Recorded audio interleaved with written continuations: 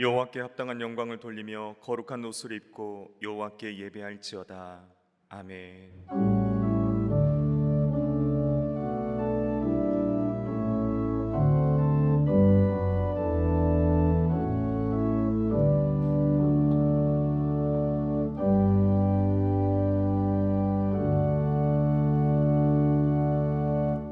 성부, 성자, 성령 삼위일체 하나님께 영과 진리로 예배드립니다.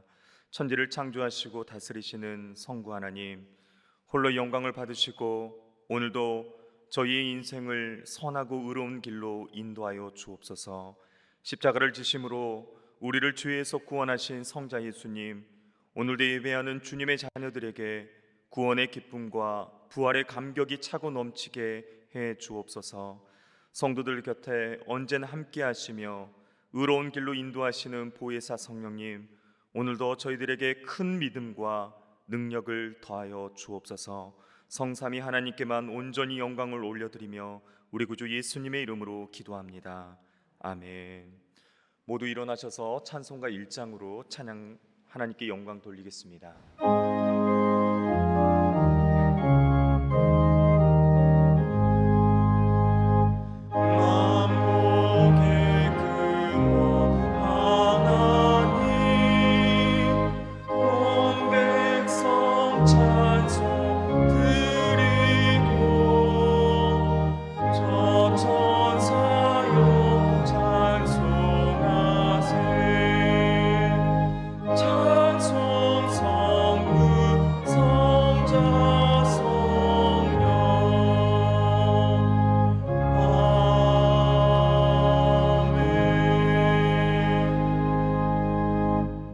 다 같이 성시교독 하시겠습니다. 예수께서 세례를 받으시고 곧 물에서 올라오실새 하늘이 열리고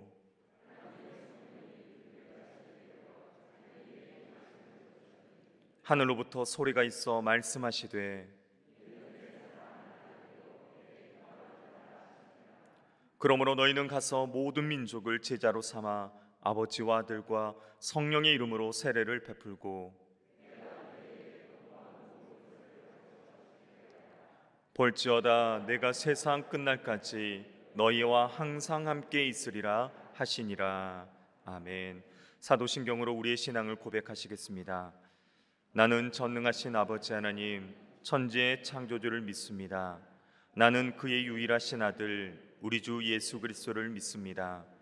그는 성령으로 잉태되어 동정녀 마리아에게서 나시고 본디오 빌라도에게 고난을 받아 십자가에 못 박혀 죽으시고 장사된 지 사흘 만에 죽은 자 가운데서 다시 살아나셨으며 하늘에 오르시어 전능하신 아버지 하나님 우편에 앉아 계시다가 거기로부터 살아있는 자와 죽은 자를 심판하러 오십니다.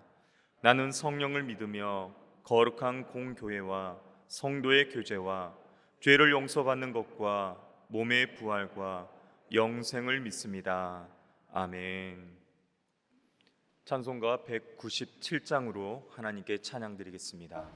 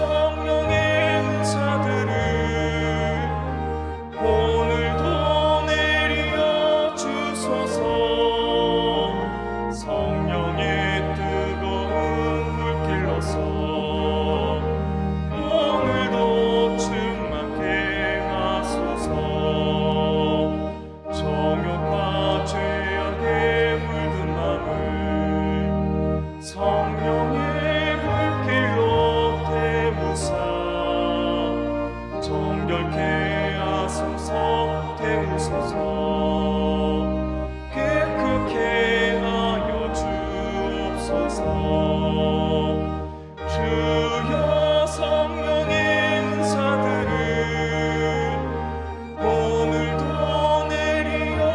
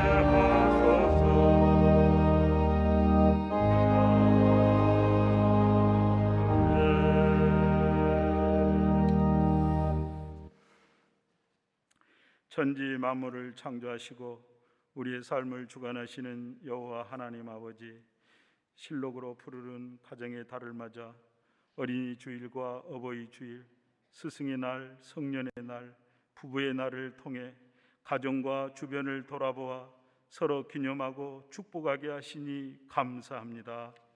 이 시간 5월 마지막 주일 아침, 세상 무거운 짐 다 내려놓고 마음과 뜻과 정성을 다하여 예배드리오니 하나님 영광 받으시고 저희에게 한량없는 은혜와 성령의 단비로 채워 주시옵소서. 인류의 대속 제물로 죽으신 주께서 부활 승천하심으로 죄로 죽었던 저희에게 새 생명을 주시고 오순절 불같은 성령으로 우리의 삶에 임재하시어 하늘나라 복음의 꿈을 꾸라 말씀하시는 하나님 아버지, 돌아보면 어리석고 나약한 저희는 성령 충만함으로 말하고 듣고 순종하지 못하였으며 성령의 인도하심 따라 살기보다는 세상 물질과 지식을 쫓아 살았고 겸손과 섬김으로 이웃을 사랑하고 이로하기보다 이기적이고 교만함으로 이웃의 상처와 근심이 될 때가 많았습니다. 이 모든 허물과 죄악을 회개하오니 용서하여 주시옵소서. 지금까지 코로나19 환난 속에서도 이 나라와 교회와 가정을 지켜주신 것 감사합니다. 또한 이 전염병을 통해 인간의 욕망으로 파괴되고 오염된 창조 질서와 피조 세계를 되돌아보고 하나님께서 주신 우리의 몸과 피조 세계를 정결케 하라는 하나님의 경고임을 깨닫게 하시니 감사합니다. 방역을 위해 수고하는 정부와 의료진을 기억하시고 신속한 코로나19 백신의 수급과 접종으로 우리의 일상과 예배가 속히 회복되게 하시옵소서. 특별히 성령 충만함을 입은 우리가 받은 은혜와 사랑을 지역사회와 이웃에게 나누는 축복의 통로가 되게 하시고 결코 불의한 시대를 본받지 않게 하시며 우리의 언행을 온유케 하시옵소서. 우리의 입술과 발걸음이 신한 공동체에 은혜를 끼치고 형제자매를 화목케 하며 살아계신 하나님의 영광을 드러내고 주님의 향기를 바라는 선한 도구가 되게 하시옵소서. 군부 쿠데타로 고통받는 미얀마 국민들을 불쌍히 여기시고 하루속히 민주주의와 평화가 회복되게 하시며 온 세계 열방에 파견된 선교사들을 기억하시어 코로나19 환난 속에서도 하늘나라 사역에 어려움 없게 하시옵소서. 여러 모양으로 시리와 절망 속에 있는 성도들을 위로하시고 성령이 함께 하심으로 새 힘 얻게 하시며 육신의 질병과 노안으로 고통 중에 있는 성도들의 처소마다 임재하시어 치유와 평강의 복을 내려주시옵고 이아리몰로 목사님의 신원을 강건케 하여 주시옵소서. 말씀을 사모합니다. 단위에 세우신 정준 담임 목사님께 영육간의 능력 주시어 선포되는 말씀을 통해 굳어버린 저희의 골수가 깨어나고 냉랭한 가슴이 녹아내려 우리가 받은 은사대로 성령의 열매를 맺기로 다짐하는 귀한 시간 되게 하시옵소서. 오늘도 예배를 위해 곳곳에서 수고하는 모든 손길마다 궁창의 별과 같이 빛나도록 축복하시며 정성껏 준비한 임마누엘 찬양대의 찬양을 기뻐 받아 주시옵소서. 길이요 진리요 생명 되시는 우리 구주 예수님 이름으로 기도합니다. 아멘.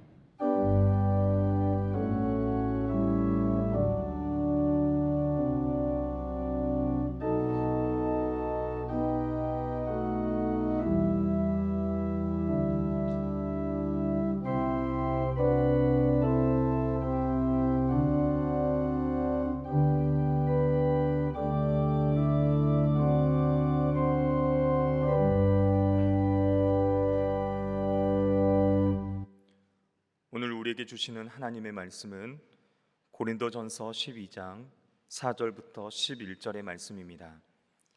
이 말씀은 신약 277쪽에 있습니다. 고린도전서 12장 4절부터 11절의 말씀입니다. 하나님의 말씀을 봉독합니다.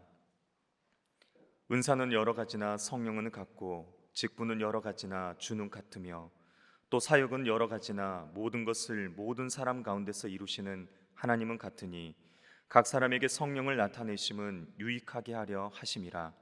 어떤 사람에게는 성령으로 말미암아 지혜의 말씀을, 어떤 사람에게는 같은 성령을 따라 지식의 말씀을, 다른 사람에게는 같은 성령으로 믿음을, 어떤 사람에게는 한 성령으로 병 고치는 은사를, 어떤 사람에게는 능력 행함을, 어떤 사람에게는 애언함을, 어떤 사람에게는 영들 분별함을, 다른 사람에게는 각종 방언 말함을, 어떤 사람에게는 방언들 통역함을 주시나니 이 모든 일은 같은 한 성령이 행하사 그의 뜻대로 각 사람에게 나누어 주시는 것이니라. 아멘. 하나님께서 이 말씀을 통하여 우리에게 은혜 주시기를 원합니다.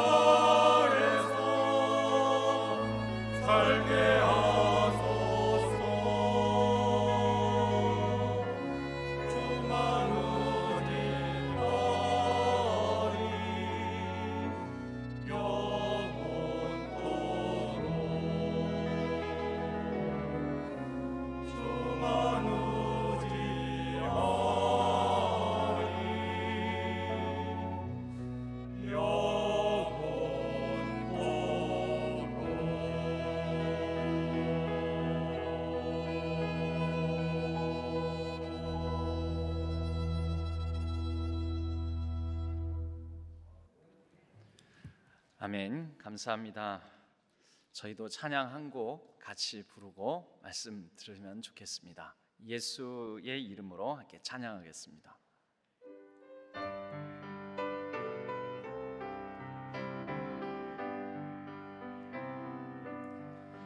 예수의 이름으로 나는 일어서리라. 주가 주신 능력으로 나는 일어서리라. 원수가 날 향해 와도 쓰러지지 않으리. 주가 주신 능력으로 주가 주신 능력으로 주가 주신 능력으로 한 번 더 찬양할까요? 예수의 이름으로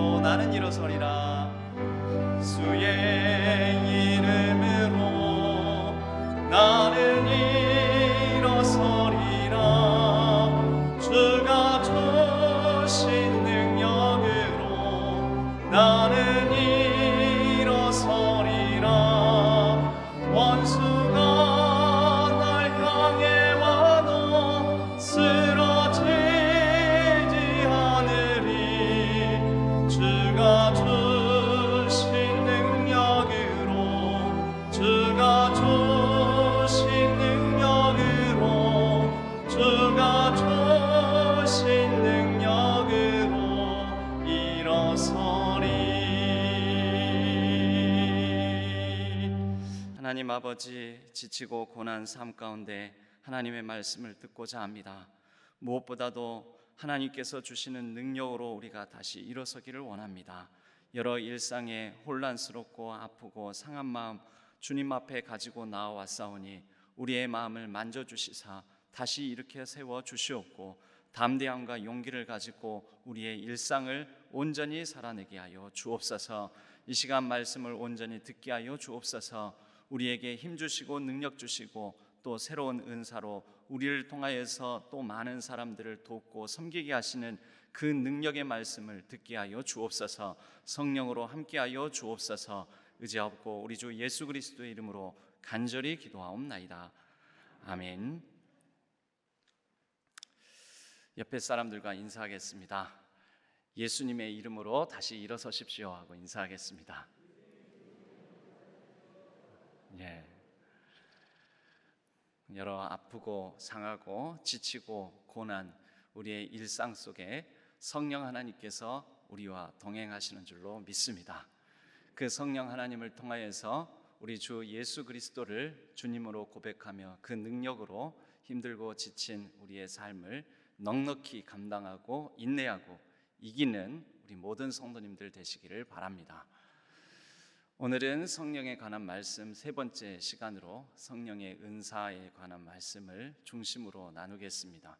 모든 은사는 공동 이익을 위한 것입니다 라는 제목으로 말씀을 나누겠습니다.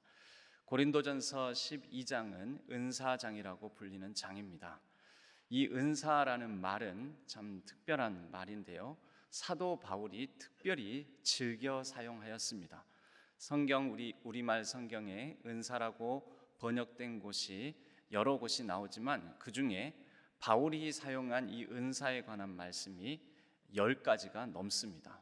그 중에서 또한 고린도전서에 7번, 로마서에 6번, 그러니까 굉장히 총 전체에 나오는 게 은사에 관한 말씀이 신약 성경에 17번 정도 되는데 그 중에 동일한 헬라어 단어를 사용한 은사에 관한 말씀은 약 14번 정도, 그런데 그 중에서 사도 바울이 대부분 다 사용한 말입니다. 일상적으로 사용한 말은 아니었습니다. 왜냐하면 로마 세계와 헬라어 세계에 관해서는 이 은사라는 말이 그들의 일상적으로 이루어지는 일들도 아니었고 또 이 은사라는 말이 그렇기 때문에 자주 흔히 사용되는 말이 아니었습니다. 이 은사라는 말은 바울이 특별히 많이 사용하지 않는 일상 용어는 아님에도 불구하고 특별히 선별하여 사용할 때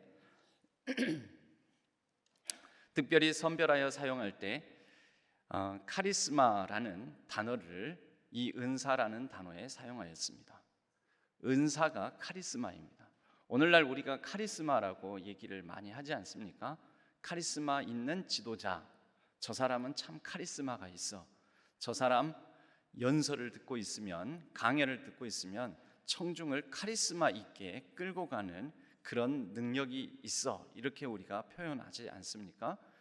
그 카리스마라는 단어가 사실은 성경에서 특별히 사도 바울이 많이 사용하는 이 은사라는 단어입니다. 그럼 카리스마가 뭐길래 그럴까요? 카리스마를 우리는 흔히 청중을 이끄는 장악력, 설득력, 그리고 영향력, 어떤 그 사람이 가진 실력과 능력, 파워로 생각을 합니다. 저 사람 참 카리스마 있어, 카리스마 있는 지도자야 할 때 저 사람 말을 꼭 들어야 될 것 같고, 그러니까 영향력이 있는 거죠. 저 사람 말에는 힘이 있어서 내가 끌려가는 것 같고, 그럴 때 우리는 카리스마라는 말을 쓰는데요, 카리스마의 원래 뜻은 카리조마이라는 동사에서 나왔는데, 이 단어는 거저 아무런 대가 없이 은혜로 선물을 주다라는 단어입니다. 그럴 만한 사람이 아닌데, 그럴 만한 자격이 없음에도 불구하고 그 사람에게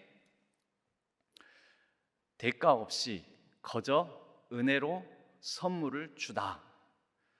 카리조마이라는 단어에서 카리스마가 나왔으므로 거저 대가 없이 받은 선물, 그 선물로 받은 재능을 카리스마라고 합니다. 여러분, 아무 자격이 없는데 거저 받았으니 이것은 특별하죠. 특별합니다. 신령한 선물입니다. 하나님께서 우리에게 주시는 각양각색의 재능들, 우리가 남보다 좀 더 잘 감당하는 능력, 이 모든 것들을 사도 바울은 카리조마이라는 단어에서 나온 카리스마라는 이 단어를 특별히 선택해서 은사라고 표현한 것입니다. 여러분, 일단 은사는 내가 자격이 없는데, 거저 내가 대가를 치르지 않았는데, 내가 노력하지 않았는데 나에게 주어진 것입니다. 그러므로 여러분, 내가 남들보다 뛰어난 어떤 부분이 이것이 하나님께서 내게 주신 신령한 은사라고 여긴다면 자랑할 만합니까? 여러분, 자랑은 내가 뭔가 노력해서, 내가 수고해서 얻었을 때, 이거 내가 열심히 노력해서 수고해서 이거 받았어, 이거 얻었어, 내가 이만큼 이뤘어, 그럴 때 자랑할 수 있는 것이지만, 내가 노력한 것도 없이 그저 받았다면 자랑할 거 없죠. 오직 자랑한다면 무엇을 자랑해야 되겠습니까? 주신 분을 자랑할 뿐인 거죠. 주신 분, 참 그분은 대단해. 내가 노력도 안 했는데, 수고도 하지 않았는데, 내가 대단한 사람도 아닌데 그분이 그냥 주셨어. 그분은 참 대단해. 그분이 누구십니까? 하나님이십니다. 성령 하나님이십니다. 그분께서 내가 노력하지도 않았는데 주셨으므로 그분을 우리는 자랑해야 되는 것입니다.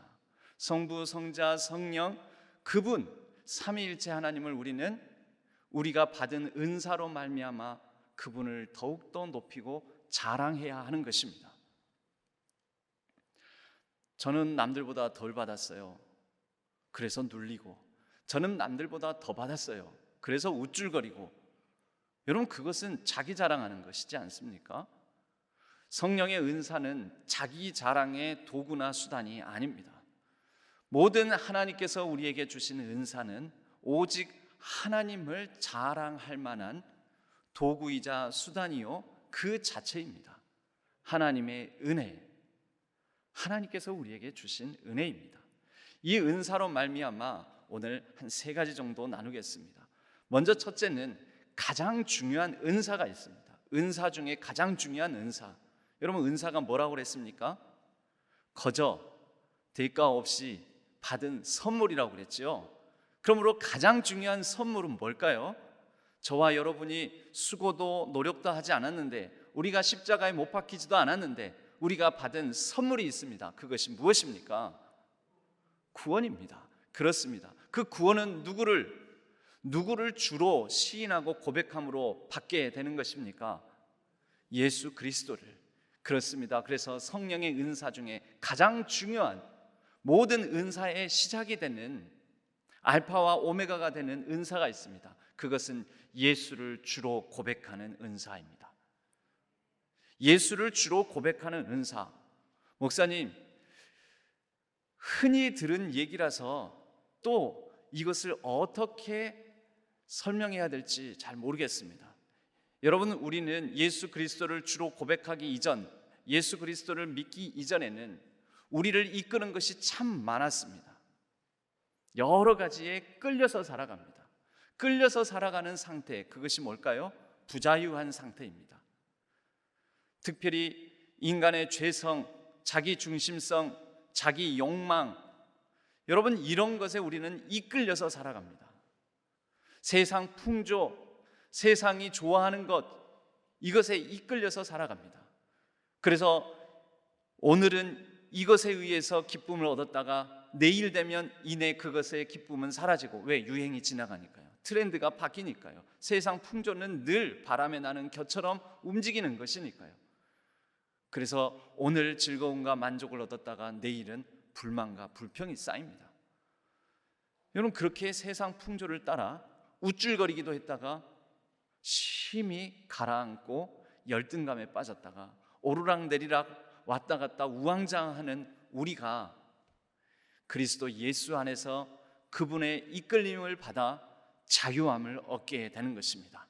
내가 좀 많이 가졌다고 해서 우쭐대지도 않고, 적게 가졌다고 해서 눌리지도 않고, 내가 잘났다고 해서 뽐내지도 않고, 내가 못났다고 해서 열등감에 사로잡혀 나를 학대하지 않습니다.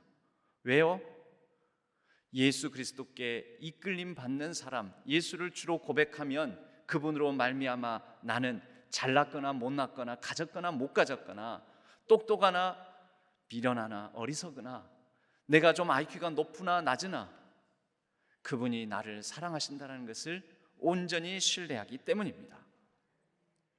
그래서 우리가 읽은 고린도전서 12장 4절부터의 말씀을 우리가 읽었는데요, 고린도전서 12장 1절부터 4절은 이와 같이 말씀합니다. 형제들아, 신령한 것에 대하여 나는 너희가 알지 못하기를 원하지 아니하노니 너희도 알거니와 너희가 이방인으로 있을 때 말 못하는 우상에게로 끄는 그대로 끌려갔느니라. 여러분, 이 우상이 뭐겠습니까? 세상 풍조, 자기 욕망. 우상은 다 자기 욕망이 만들어낸, 자기 욕망이 투사되고 투영된 것들입니다. 그러므로 내가 너희에게 알리노니 하나님의 영으로 말하는 자는 누구든지 예수를 저주할 자라 하지 아니하고 또 성령으로 아니하고는 누구든지 예수를 주시라 할 수 없느니라. 여러분, 성령으로 말미암아 성령의 가장 중요한 은사는 예수 그리스도를 주로 고백하는 은사, 예수 그리스도께 이끌림을 받는 삶, 구원의 선물, 은혜로 우리에게 주어진 놀라운 새로운 복된 삶인 것입니다. 여러분, 이것이 성령이 주시는 가장 중요한 은사입니다. 여러분, 이 은사가 가장 중요한 은사인데 이 중요한 은사를 놔두고 다른 은사를 얻지 못했다고 또는 얻었다고 우쭐대거나 눌리거나 하지 마시기 바랍니다. 가장 중요한 은사를 이미 받아 예수를 주로 고백하며 살아가고 있지 않습니까? 예수의 이름으로 그러므로 어떤 상황 속에서든지 일어나 걸으시기 바랍니다. 성령 하나님께서 여러분과 함께 동행해 주실 것입니다. 그 은사로 말미암아 우리의 삶을 영원까지 인도해 주실 것입니다. 이 은사를 가장 귀한 것으로 여기시는 우리 모든 성도님들 되길 바랍니다. 그리고 이제 그 다음 은사의 두 번째 의미가 나오는데요, 우리는 은사에 대해서 자기 이익, 나를 위해서 하나님께서 주시는 것이라고 여기지만 그렇지 않습니다. 모든 은사는 유익을 얻기 위함이라고 우리 개역 개정 성경에는 그렇게 쓰여져 있지만 이것을 좀 더 의미를 분명하게 하기 위해서 다른 번역판 새번역 성경을 보게 되면 이 말씀이 이렇게 나옵니다.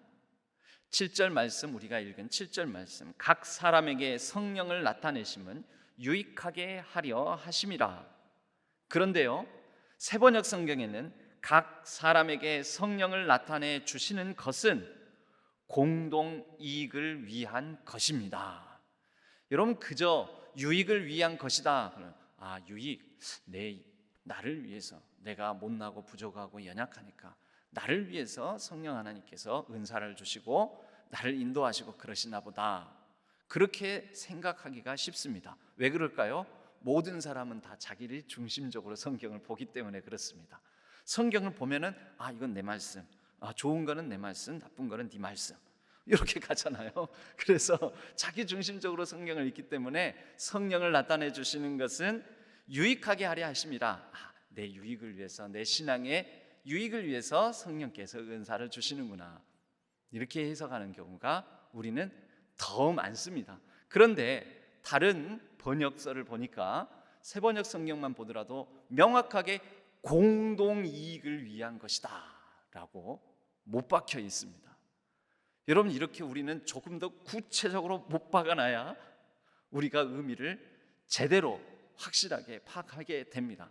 그러므로 그 이후에 나오는 모든 은사, 어떤 사람에게 지혜의 말씀을, 또 어떤 사람에겐 지식의 말씀을, 어떤 사람에겐 믿음을, 어떤 사람에게는 병 고치는 은사를, 어떤 사람에겐 능력 행함을, 예언함을, 영들 분별함을, 각종 방언 말함을 방언들 통역함을 주신다고 했는데 이것은 누구를 위함입니까? 나를 위함입니까? 나를 비롯해서 우리 모두를 위해서, 공동 이익을 위해서, 공동체를 위해서, 먼저는 교회를 위해서 주셨다라는 것입니다. 여러분, 그렇다면 이 은사들은 뭘까요? 어떤 사람에게는 지혜의 말씀을, 여러분, 지혜의 말씀은 지혜의 근본이 하나님이잖아요. 그런데 하나님에 관한 말씀은 어디 기록되어 있습니까? 성경에. 그래서 성경에 드러난 하나님에 대해서 알고 그 하나님에 대해서 이해하고 인식한 바를 하나님께서 뜻하신 바대로 실천할 수 있는 능력, 성경에 계시되어 있는 하나님에 대해서 잘 간파하고 그것을 전할 수 있는 능력, 이것이 지혜의 말씀이라는 은사입니다. 여러분, 성경을 읽을 때 성경을 보면 어떤 사람은 성경에 이런 뜻이 있구나 하면서 좀 더 빨리 이해하는 분이 있고, 읽어도 뭔 말인지 통 모르겠네, 이런 분이 있잖아요. 여러분, 이해를 잘 못하더라도 괜찮습니다. 여러분 곁에 지혜의 말씀의 은사를 가진 사람이 있으면 됩니다. 왜? 그 사람에게 그 지혜의 말씀의 은사, 성경을 읽을 때 하나님이 누구신지, 성령님이 누구신지, 예수님이 누구신지, 하나님께서, 삼위일체 하나님께서 무슨 일을 하셨는지를 잘 이해하는 그 사람은 그 은사를 왜 받았을까요? 나를 위해서 받은 거예요. 그 사람은 나를 위해서 그 은사 받은 거예요. 내가 어떤 사람일 때 성경을 읽어도 뭔 말인지 잘 모를 때, 그 사람을 통하여서 우리 모두의 이익을 위해서 주신 거라는 거죠.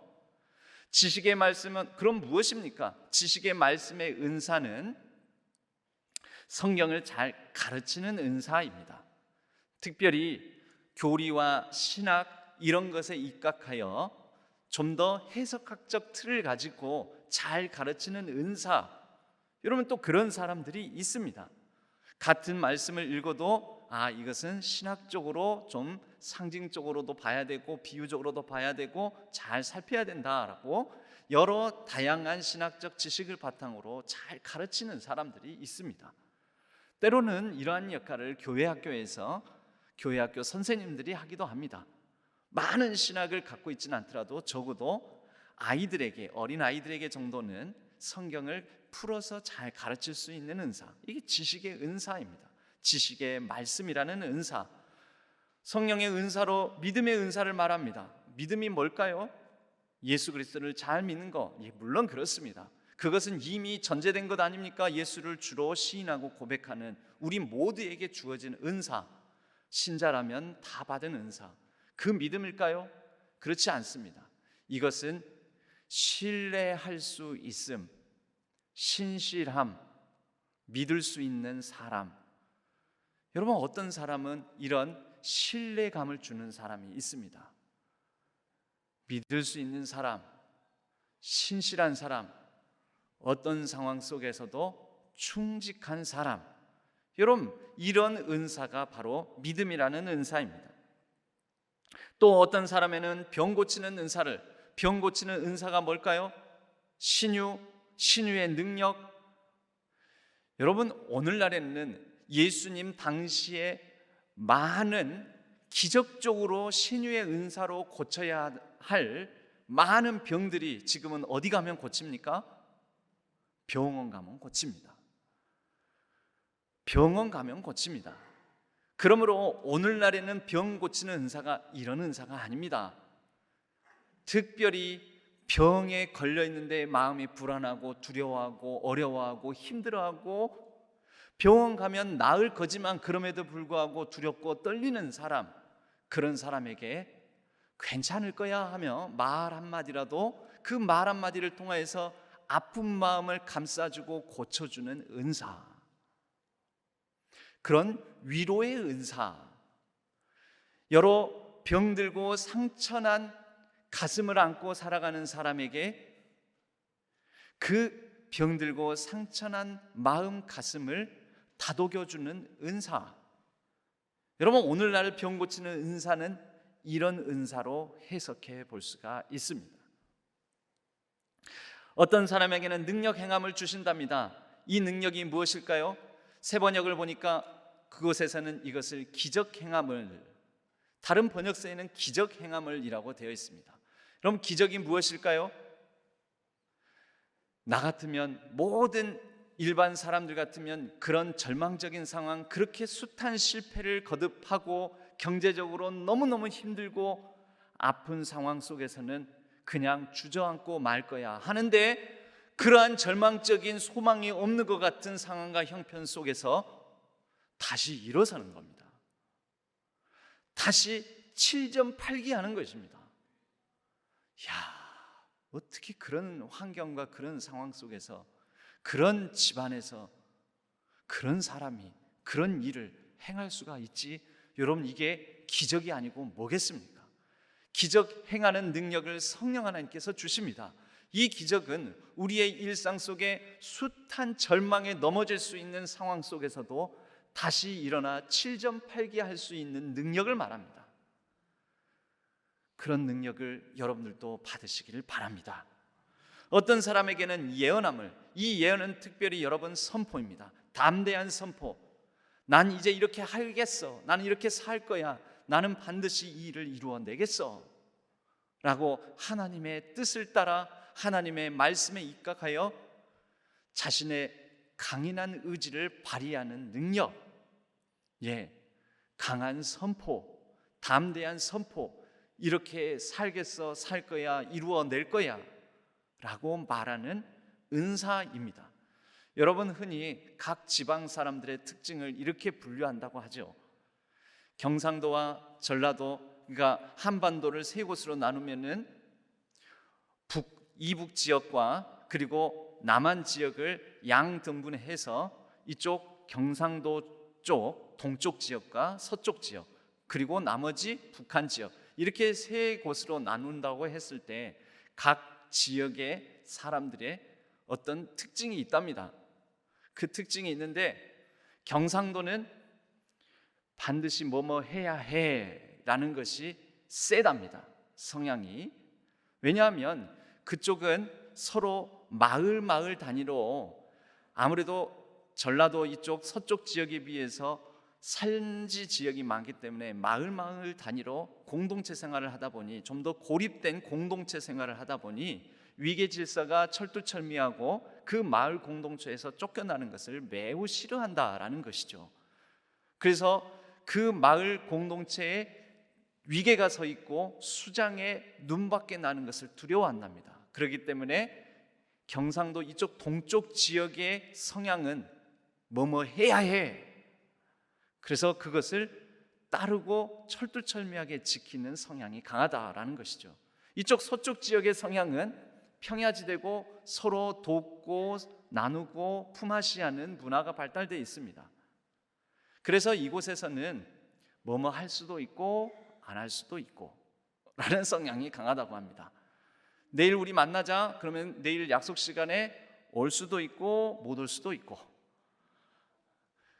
그래서 영어 단어로 can을 쓴답니다. 뭐뭐 할 수도 있고 안 할 수도 있고. 그 이유가 있습니다. 여러분, 내일 약속보다 더 중요한 게 뭐냐면, 만약에 내일 집중호우가 내리면 뭘 돌보는 게 우선입니까? 뭘 돌보는 게? 평야지 지역에서는 뭘 돌보는 게? 내 논에 뭐가 떠내리지는 않을까, 상하지는 않을까, 이게 더 우선이에요. 그러면 그 약속 지킬 수도 있고 못 지킬 수도 있는 거죠. 서로 그것을 용납해요. 아, 그럴 수도 있겠구만. 약속에 못 나오더라도 그럴 수 있지. 그래서 이쪽은 그럴 수 있지. 어떻게 보면, 좋게 보면은 용납과 관용, 포용이 강한 거죠. 그러므로 위계 질서보다는 수평적인 협동이 강합니다. 이북 지역은 난 뭐뭐 하겠어. 그쪽은 아예 마을 공동체도 형성이 안 될 정도로 더 험한 줄령, 험한 산지에 살아가는 거죠. 이 집과 저 집이 떨어져 지냅니다. 그러니까 어떻게 합니까? 나는 반드시 이거 해낼 거야 라는 의지의 사람들이 강하다라는 것입니다. 그래서 이북 지역 사람들은 will이라는 단어를 많이 사용한다는 거죠. 또 동쪽 사람들은 뭐뭐 해야 한다, must라는 단어를 많이 사용한다는 거죠. 어째 맞는 것 같습니까? 아니면 말고요. 여러분, 예언이라는 것은 그런 거죠. 선포, 뭐뭐 하겠어. 나 반드시 이거 하겠어. 주가 주신 능력으로 내가 이거 해내겠어. 여러분, 그런 은사도 필요합니다. 방언을 말하는 은사가 있습니다. 방언은 뭘까요? 여러분, 방언은 말 못할 상황 속에서 말 못한 상황 속에 같이 공감하며 그 말 못할 표현으로 그 사람을 안아주고 위로하고 다독이고 표정으로 드러내는 비언어적 표현들을 말합니다. 여러분, 대부분 방언들, 특히 알아듣기 힘든 방언들, 기도할 때 그 사람은 속이 시원하다라고 얘기를 합니다. 왜 그럴까요? 어떻게 기도할지를 모르고 하나님 앞에서 탄식하는데 알아듣지 못할 말로 표현으로 하나님께 속 시원하게 터놓는 거, 그건 뭐냐면 표현할 수 없는, 말할 수 없는, 의미도 알 수 없는 말로, 그런데 하나님의 마음을 품고 하나님께 쏟아내므로 마음이 풀리는 것. 그렇다면 누군가에게 여러분 방언할 수 있는 능력이라는 것은 알아듣지 못하는 말을 하는 게 아니고요, 말로 표현되지 않는 우리의 표현으로 그 사람을 안아주고 위로하는 것. 여러분, 예전에 노무현 대통령의 장례식에 김대중 대통령 생전에 김대중 전 대통령이 그 장례식장에 갔습니다. 그런데 그 권양숙 여사 앞에서 휠체어를 끌고 와가지고 그냥 울었습니다. 그 80 넘은 노인이 말할 수 없는 슬픔에 잠겨서 탄식으로 그냥 철철 울었습니다. 부끄러운지 창피한지 채통도 모르고 울었습니다. 그럼 그게 뭘까요? 일종의 방언입니다. 말 한마디 안 했어요. 그런데 우리는 압니다. 그 장면을 보고 통했겠다. 그 위로가, 아픔이 통했겠다. 누구보다도 공감했겠다. 권양숙 여사의 그 슬픔과 절망의 위로가 됐겠다. 여러분, 방언의 능력을 가지고 계십니까? 성령으로부터 받아야 됩니다. 어떤 사람은 와서 그냥 말하지 못하는 통곡과 때로는 그 같은 슬픔을 가지며 공감하는 마음으로 얼굴과 표정이 일그러지고 그런 가운데서 그냥 말없이 토닥이며 안아주고, 여러분, 그것만으로 뭐 하게 되죠? 통합니다. 고통이 서로 소통이 되고 분담이 되고. 방언 통역함을, 여러분, 말할 수 없는 누군가의 그런 맺힌 것들을 그 사람이 이런 아픔을 가지고 있을 거야 라고 이해하고 공감하는 능력, 그게 통역함. 여러분, 현대적으로 일상적으로 이렇게 성령의 은사들을 다양하게 해석할 수가 있습니다. 무엇을 위해서라고요? 다 나를 위해서, 나 개인의 이익을 위해서가 아니라 공동의 이익을 위해서입니다. 공동체의 이익을 위해서입니다. 교회를 위해서입니다.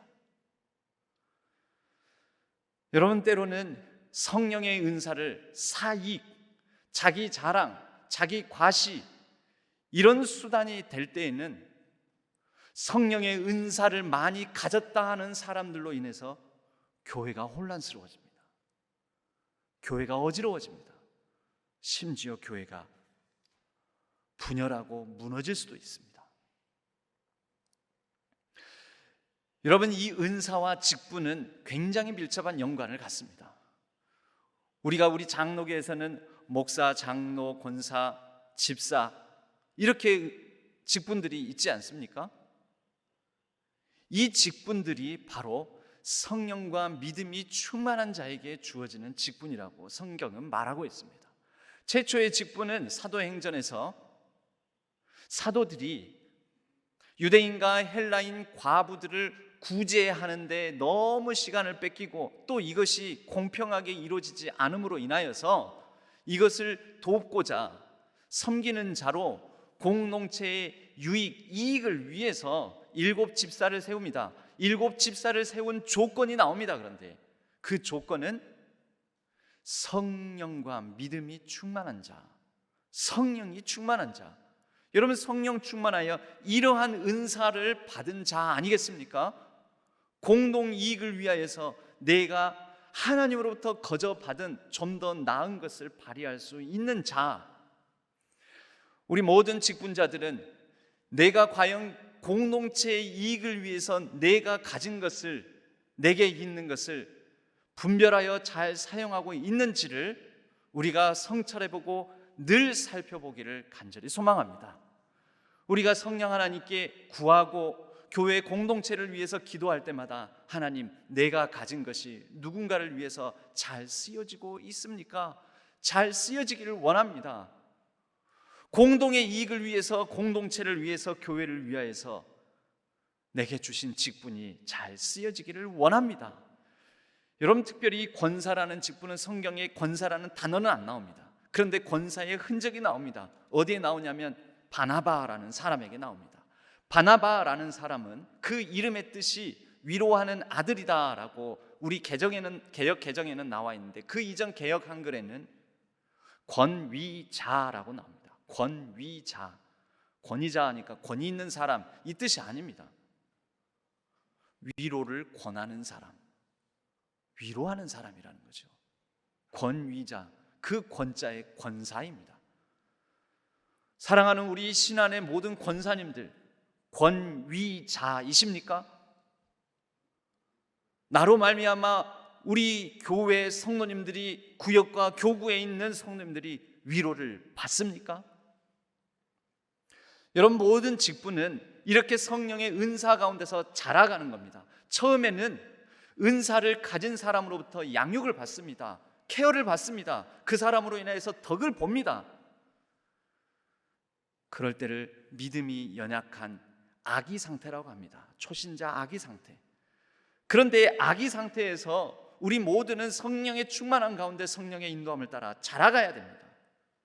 어른으로. 그래서 누군가의 보살핌, 누군가의 이제 그 은사로 말미암아 덕을 보지 않더라도 홀로 서기가 가능한 신앙인이 됩니다. 그럼 여기에서 끝일까요? 아닙니다. 그 다음 단계, 권위자라는 말처럼 성령과 믿음이 충만하여 공동체의 유익을 위하여서 구제하는 데, 섬기는 데 자기의 은사를 사용하는 사람이 되듯이 이젠 사역자가 되는 것입니다.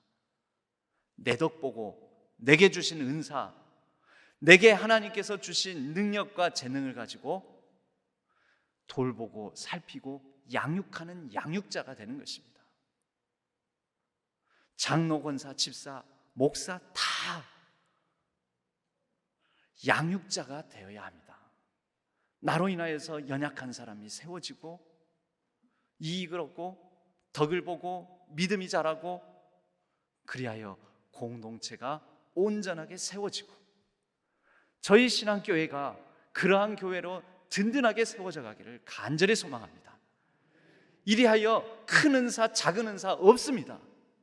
모두가 다 거저받은 은사일 뿐 오직 하나님의 은혜만 자랑할 뿐이요, 그 은혜로 말미암아 우리는 돕고 섬기고 나누고 구제하고, 그리하여 공동체의 유익을 도모하며 같이 더불어 자라가는 것입니다. 그렇게 자라가게 만드는 은사, 사도 바울은 고린도전서 12장 마지막을 이렇게 끝맺습니다. 고린도전서 12장 마지막 절 끝에서 두 번째 절부터 같이 읽어 보시겠습니다. 고린도전서 12장 30절 31절입니다.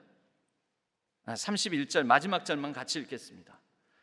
너희는 더욱 큰 은사를 사모하라. 내가 또한 가장 좋은 길을 너희에게 보이리라.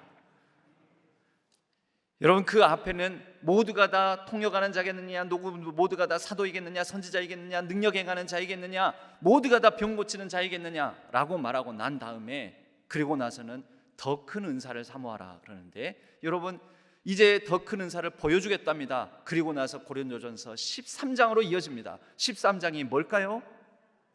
그렇습니다. 가장 큰 은사는 사랑입니다. 여러분, 방언 못한다고, 나는 기도의 능력이 부족하다고, 나는 무슨 은사가 없다고, 무슨 재능이 없다고, 나는 찬양 잘 못한다고 눌리지 마세요. 괜찮습니다. 가장 큰 은사를 사모하십시오. 그게 뭘까요? 사랑입니다. 사랑으로 교회 공동의 이익을 추구하며 함께 더불어 세워져 가는 귀하고 복된 우리 신학교회 되기를, 그리고 귀하고 복된 우리 모든 성도님들 되기를, 모든 직분자들 되기를 주님의 이름으로 간절히 축복합니다. 하나님 아버지 감사합니다. 우리에게 주신 은사를 따라 하나님의 나라를 이루어가고 공동체를 세워가고 공동이익을 추구하며 나로 인하여서 누군가 덕보고 나로 인하여서 믿음이 연약하고 이제 교회를 막 다니기 시작한 사람들이 잘 보살핌을 받고 양육을 받아 온전한 그리스도인으로 세워지는 놀라운 역사가 있게 하여 주옵소서. 의지하옵고 우리 주 예수 그리스도의 이름으로 간절히 기도하옵나이다. 아멘. 다 같이 찬송가 196장 1절과 4절 찬양 드리겠습니다.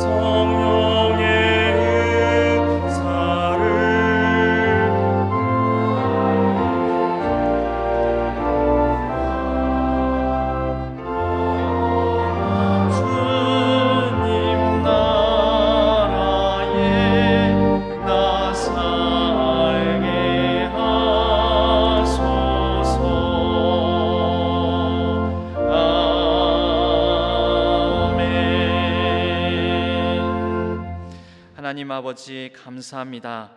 감사함으로 하나님께 귀한 예물 올려드립니다. 주일헌금으로 감사헌금으로 11조 선교 비전헌금으로 생일 감사와 범사의 감사헌금으로 전도헌금으로 우리의 여러 가지 기도 제목과 감사의 제목을 담아 또 하나님을 향한 간구와 소망을 담아 드립니다. 하나님께서 복되게 하시고 어떤 상황 속에서도 하나님이 주신 능력과 힘으로 우리의 삶을 담대히 살아내게 하여 주옵소서.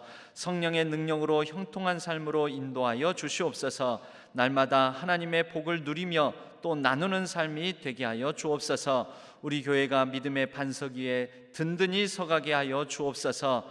이 나라 민족의 여러 가지 어려움을 살펴주시고 코로나19로 말미암아 눌리고 상한 심령들 가운데 위로의 능력으로 찾아와 주시고 치유의 권능으로 함께하여 주옵소서. 병상에 있는 우리 환우들, 특히 원로 목사님을 기억하여 주시고 병상을 털고 일어날 수 있는 은혜를 허락하여 주옵소서.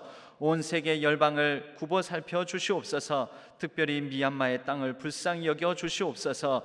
공의와 정의와 평화와 자유가 온전히 흐르게 하여 주옵소서. 세계 열방에 나가 있는 선교사님들의 사역 위에 복을 내려 주옵소서. 안전하게 하여 주시옵고 모든 선교 사역에 어려움이 없게 하여 주옵소서. 모든 말씀 우리 주 예수 그리스도의 이름으로 간절히 축복하고 기도하옵나이다.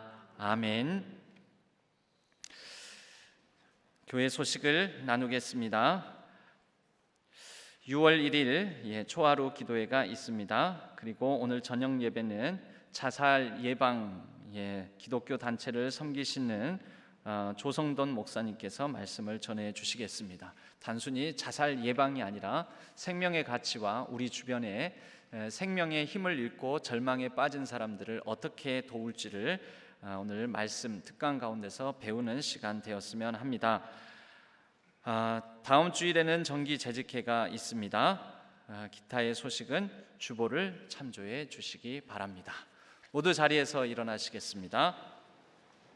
주기도문송과 축도로 예배를 마치겠습니다.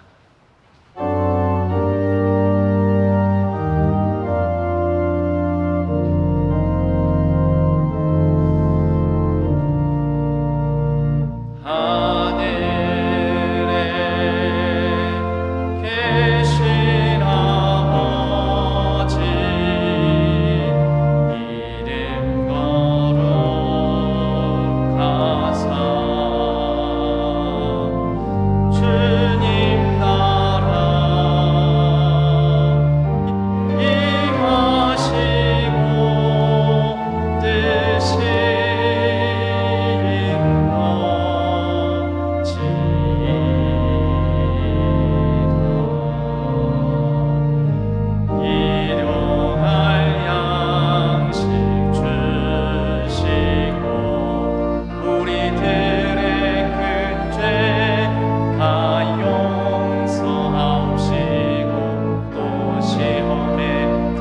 하시고 악에서 구원하소서.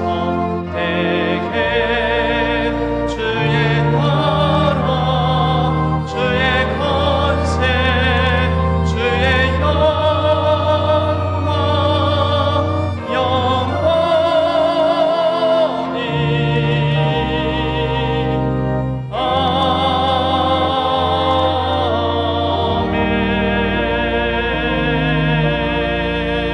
아멘. 이제는 우리 주 예수 그리스도의 은혜와 하나님 아버지의 지극하신 사랑하심과 성령 하나님의 위로 교통 역사 충만케 하심이 성령의 은사를 통하여 우리가 날마다 다양한 재능을 가지고 서로의 유익을 위하여 우리 교회를 위하여 공동체를 위하여 잘 섬기고 살아가기를 다짐하는 모든 성도님들 위해 우리의 일상 위에 우리 나라와 온 세계 열방 위에 이제로부터 영원까지 함께 하시기를 간절히 축원하옵나이다. 아멘.